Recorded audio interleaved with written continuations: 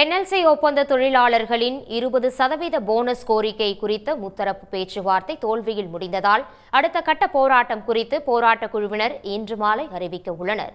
NLC India நிறுவனத்தில் ஒப்பந்த மற்றும் சொசைட்டி தொழிலாளர்களுக்கு 8.33% போனஸ் வழங்க நிர்வாகம் முடிவு செய்துள்ளது.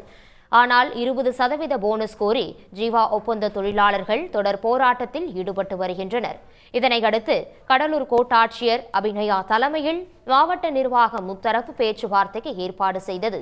ஜீவா ஒப்பந்த தொழிலாளர்கள், என்எல்சி நிர்வாகம் மற்றும் காவல்துறையினர் கலந்து கொண்ட பேச்சுவார்த்தை 2 மணி நேரம் நீடித்தது. ஆனால் தொழிலாளர்களின் கோரிக்கையை என்எல்சி நிர்வாகம் ஏற்காததால் பேச்சுவார்த்தை தோல்வியில் முடிந்தது.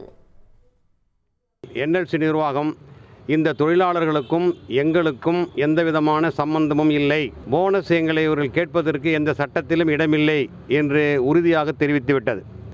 மாவட்ட ஆட்சி நிர்வாகம் கொடுத்திருக்கக்கூடிய அவர்கள் வேண்டுகோளையும் என்எல்சி நிர்வாகம் நிராகரித்துவிட்டது. எந்தவிதமான சுமூகமான முடிவுக்கு என்எல்சி நிர்வாகம் ஒத்து வராததால், இணங்காததால் இந்த பேச்சுவார்த்தையில் எந்தவிதமான உடன்பாடும் எட்டப்படவில்லை.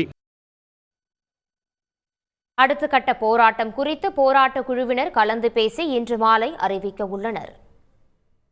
உடனுக்குடன் செய்திகளை தெரிந்து கொள்ள சன் நியூஸ் பெல் ஐகானை கிளிக் பண்ணுங்க.